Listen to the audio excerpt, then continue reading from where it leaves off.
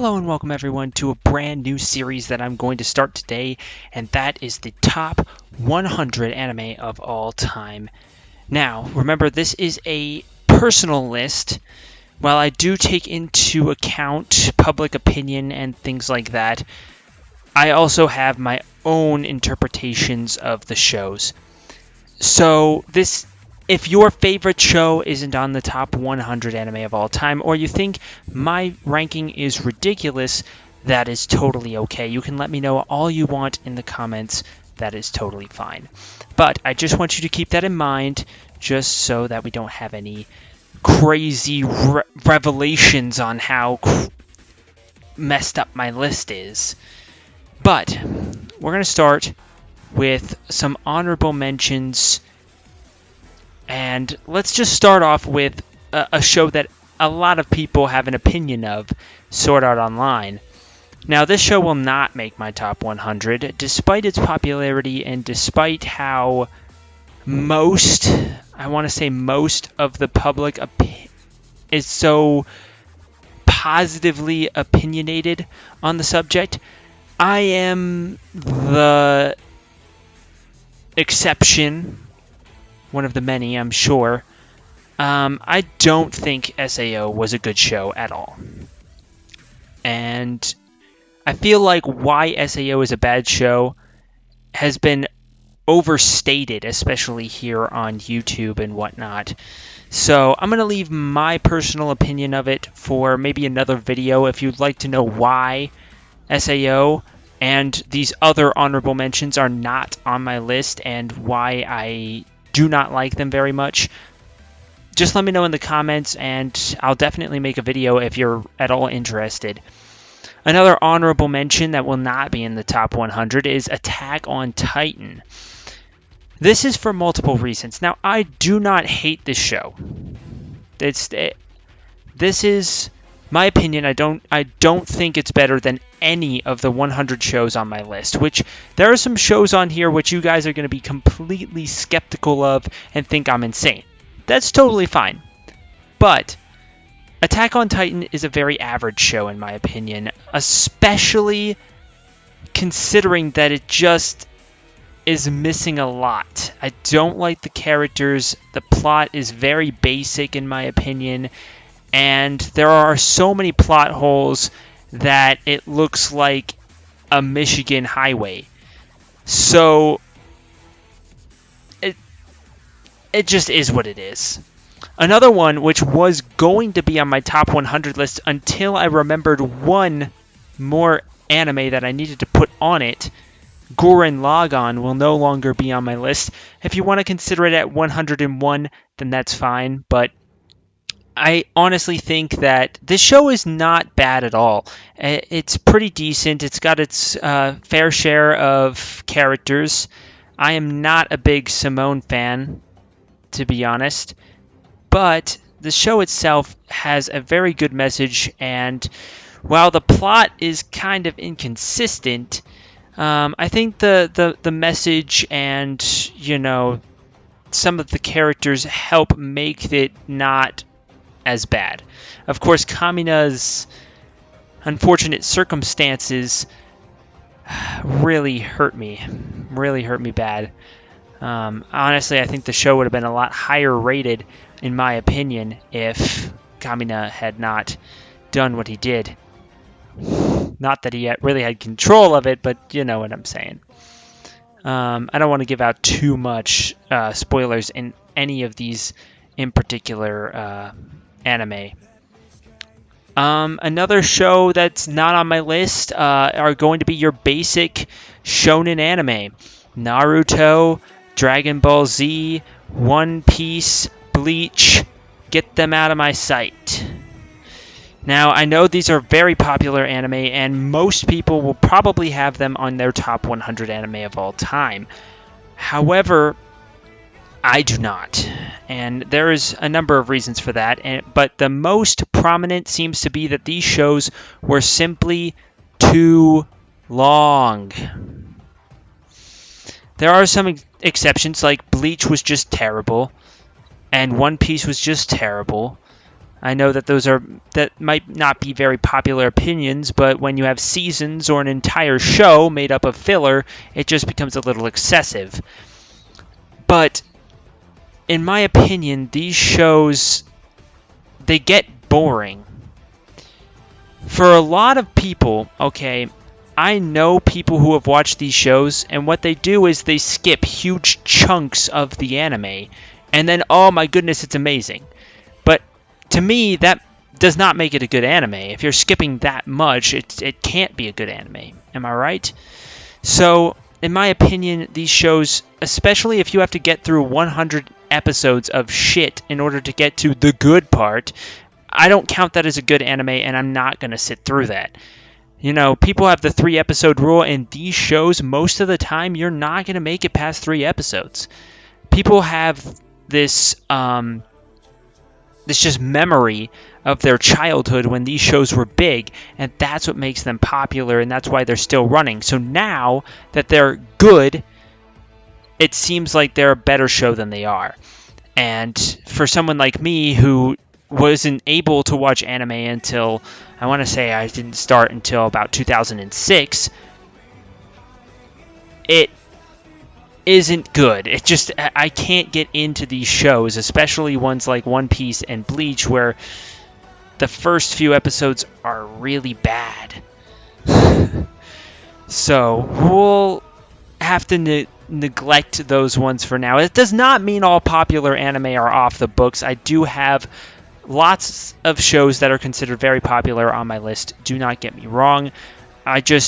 Those shows that I had just mentioned will not be on my list due to the circumstances that I have previously stated.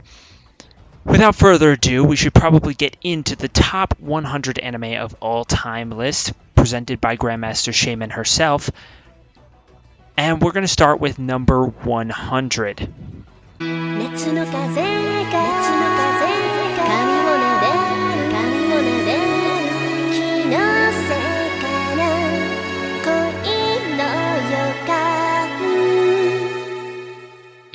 Now, My Bride is a Mermaid is a really good show, in my opinion. Obviously, every single one of these top 100 shows are going to be really good.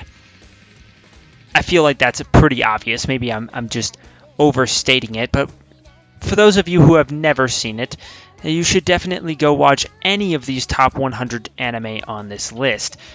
Now, Sunseto is a mermaid, the main female lead, and she is by far my favorite character in the entire series. Her little conch friend, I'm doing this all off of memory, so you'll have to forgive me if I forget some of the names, but her little conch friend is kind of obnoxious, and that's probably the only real character that I don't really like.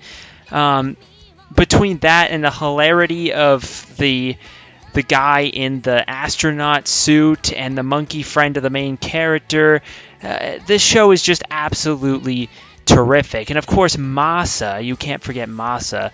He is a highlight of the show. But this show is at the bottom of my 100 list because it is lacking in a lot of areas that other romance anime do much better. It just doesn't. There are a lot of parts that really feel forced in terms of humor and whatnot, but there are enough parts of it to where I really think that this show is worth your time.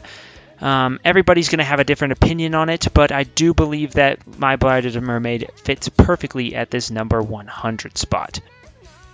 Moving on now to number 99.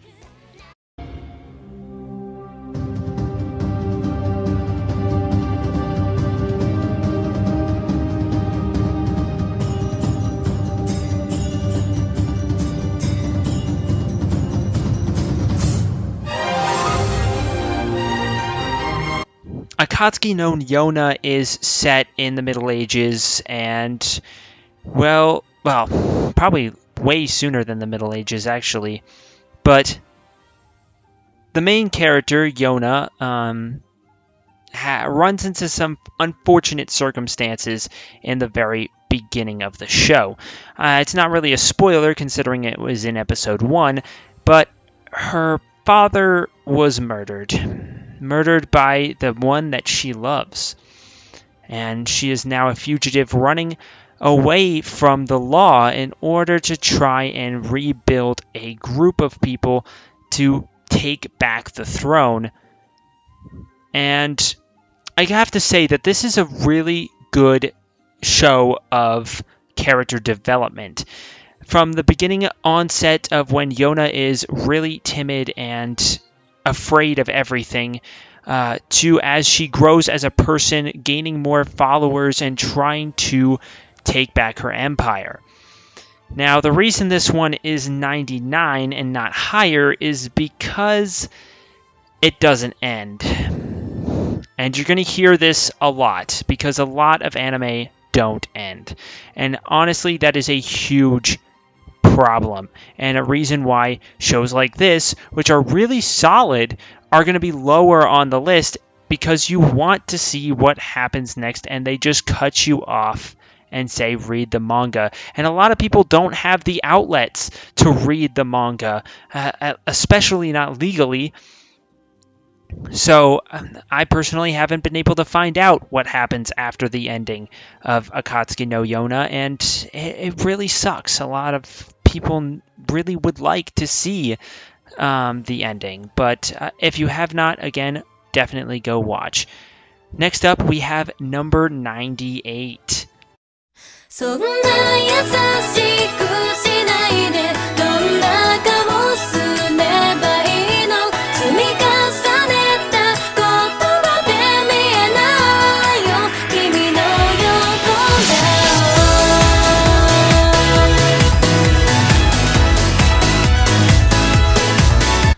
顔 You guys think I'm insane yet? This show, in my opinion, was much better than it seems a lot of people think.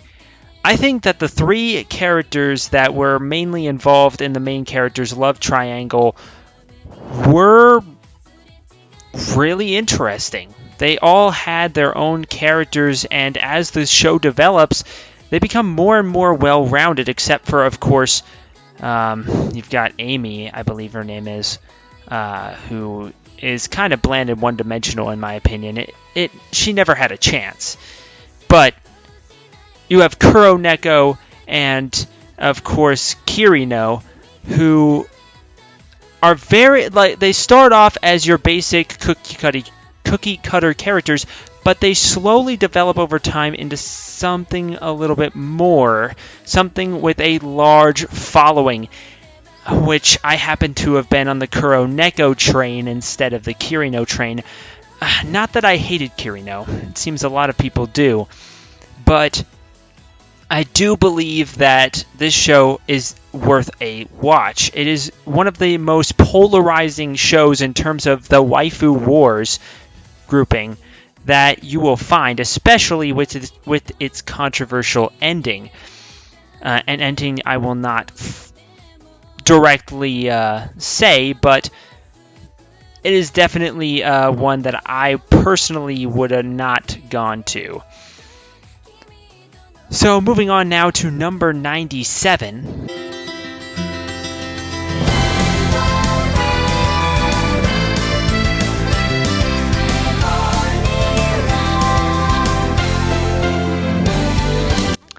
So this might be another unpopular opinion. This is a more recent anime called Outbreak Company, and at first you think this is your basic cookie cutter anime. It is a isekai show, so the dude wakes up in another world nonsense, and so everyone's going to write it off, especially because it's newer and you've seen it before. But I have to admit, the way that they go about this and the overall goal in which they are striving for really piqued my interest. Not to mention the characters were great. I mean, while most of them were still basic cookie cutter characters, they were characters that I thoroughly enjoyed, and honestly, it was a lot better than I was expecting, because I felt the same way at first, like everybody else did, and I was like, oh, this is another isekai show, it's probably going to be lame. And then by episode 3 I was really into it, and all of a sudden the soccer game Man, if you guys haven't seen the soccer game, phew, like, it's a fantastic show, all things considered, and it does a really good job of what it is like to try and get a new culture into other societies. Like, if you could imagine what it would be like to go to Nigeria right now and try and give them anime and manga and television and see what kind of reaction they would have. It's a very similar idea, and they play it very well, especially with how the society is at the time. And it really did a good job executing what it wanted to. I'd like to see more from Outbreak Company, but more than likely it's going to be one of those shows that never gets a second season, which is fine, honestly. The ending wasn't necessarily satisfactory, considering it left off on something that I was hoping to see, but it wasn't necessarily an ending that just left you with a read the manga. So all things considered, Outbreak Company sits at, I think, pretty well at number 97.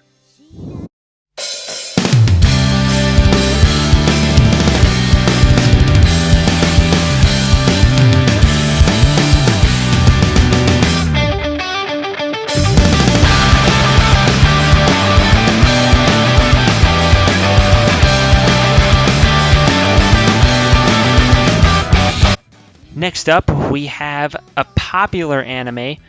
I think everybody has probably seen this show at this point. I have a poster from this show of Rory Mercury on my wall, but I sit it at number 96 for a couple of reasons. One, isekai is overplayed, which is why Outbreak Company was slightly lower than it. However, it again does something unique with the isekai concept, connecting the two worlds and showing this huge dominating might. Gate does something that is really unique, and while it's an isekai, which does bring it down a little bit, it does have some really good concepts in it, and it's hard for me to put it as low as 96, but I do believe that it deserves that ranking. While I personally have a poster of Rory Mercury hanging on my wall, I think that this show has a couple of issues that probably make it a little less comforting. It has a lot of generic concepts, things that you see everywhere else, such as the cookie-cutter female leads and the kind of generic main character loves anime nonsense. And while it is funny and it's really interesting to watch, especially with the unique concept of connecting the fantasy and modern world and having them be able to travel back and forth, and our military might being as massive and interesting as it is, they do a really good job of playing that up, as well as how their society would react to basically a colonization of this fantasy world.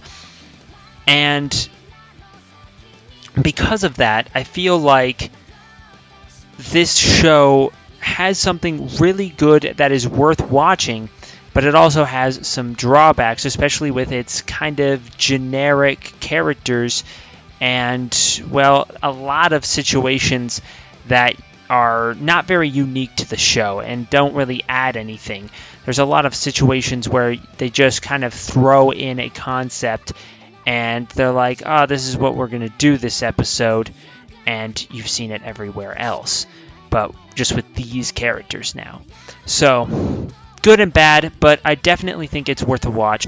And now we're on to number 95. 残酷な天使のように少年よ神話になれ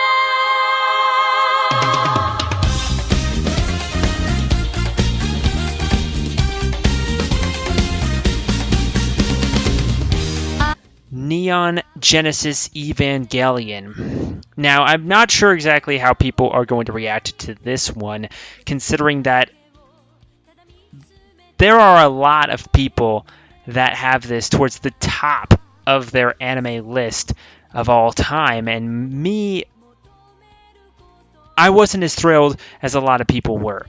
I definitely put it on the list because it definitely deserves recognition, and there are some positive traits, especially considering the date in which it was made.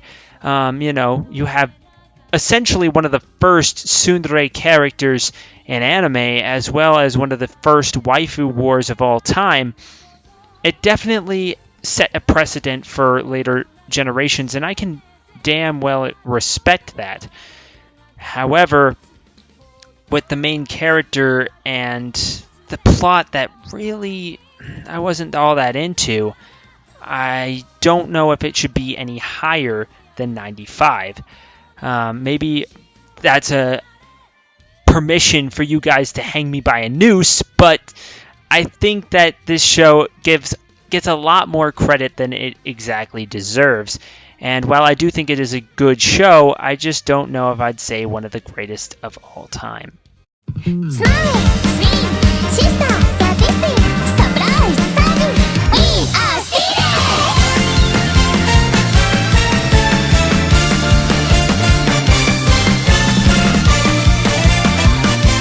We have Blend S, which is another more recent anime that I do think is one of the more interesting ones.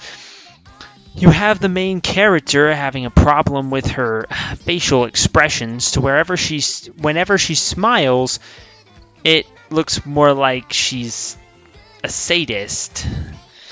And because of that, she has a lot of trouble connecting with people, and now she's able to use that to her advantage in this basically Eastern style cafe, that they have, and she's able to try and connect with other people and try and fix her smile. And it goes through a set of hilarious moments where, she and her other co-workers have these interactions day to day. While the show is really good in my opinion, honestly, the way that they portray the main character as well as the other characters are really good, and they all have a little bit extra on top of their regular characters, especially considering that they're all, for the most part, acting as though they are these characters, like tsundere, like sister, like all of these pieces, but in reality they act and are nothing like it. And you can see that kind of play out throughout the course of the show, and it kind of connects to me a little bit, especially how people have to, find themselves in similar situations day to day. A lot of people in their actual jobs have to force themselves to act completely different in order to satisfy not only their coworkers, but the people that they're serving. And with that, it makes it very difficult for them to feel comfortable at work. And you see a lot of that, and then you see a lot of them breaking character and connecting over their true selves throughout the course of the show, which was really nice. Not to mention it is a hilarious show, but obviously nothing too crazy, which is why I put it at number 94 on my list, but definitely something worth checking out. Number 93. いつだって君のその心はいつることなくそこにいるんでしょううつむかないで僕に見してよありのままの君でいて Haru Mutsuko. Now, this one touches straight home, and I think everybody who has watched my channel knows exactly why. If you haven't checked out my vlogs or know my situation, well, being a trans person is tough, and it's very difficult, and there are a lot of societal and family problems that are going to come with it. And the first episode of this show touches that really well. It kills me every single time that I watch it. It's absolutely devastating, and it's very accurate. However, after the first episode, things kind of get a little bit odd. You see, they kind of, while this is still a major concept, and later on, as the main character kind of grows into this this role and starts to figure themselves out as a person, you do see bits and pieces of the struggle of being trans. But I think a lot of it had to make the point that trans people are just like everybody else. And I think that maybe this is just because of a me thing, but I think that the anime touched that pretty well outside of perhaps the ending, which was a little bit less than satisfactory.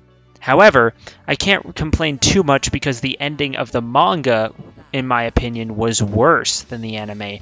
And the manga is considerably longer with a lot more issues than I'd like to admit.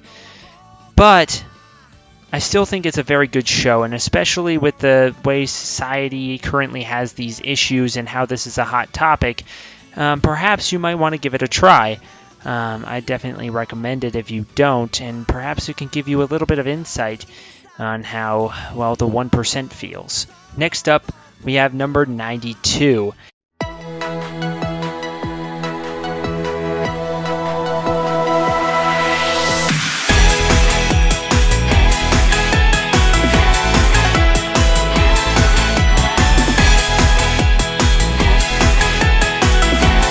And this one is going to be interesting. So this one, Anime Guitarist, is another recent anime, just last year, and I couldn't care very much about the first roughly 9 episodes. It was okay. It wasn't anything too bad or anything. You know, your standard club, interesting characters, but it didn't really have anything to put it over the top until the end. The end made everything come together in glory, and it just was so meta that I still sit here just unable to believe that they would pull something like that in an anime. So, if you don't know what I'm talking about, you should go watch the show. The first 9 episodes are nothing really to write home about. It's not bad by any means. It's just your generic anime club where the main character has no idea about anything anime. She's just there to try and find out about this anime she knew when she was a kid. And over the course of the anime, she slowly develops a connection to these other club members, finds out the anime, and tries to fit into a club that she doesn't necessarily quite belong to, as she starts becoming more and more involved in anime itself. And then, of course, the ending that changes the very foundation of the world itself. And it's just absolutely amazing and very meta. It's just a fun ending that I just can't get over, because it is just, I couldn't believe that they would actually go and do something like that. But definitely something worth watching. Which leads us to number 91. あなたが彼方へここから行けるのだろうか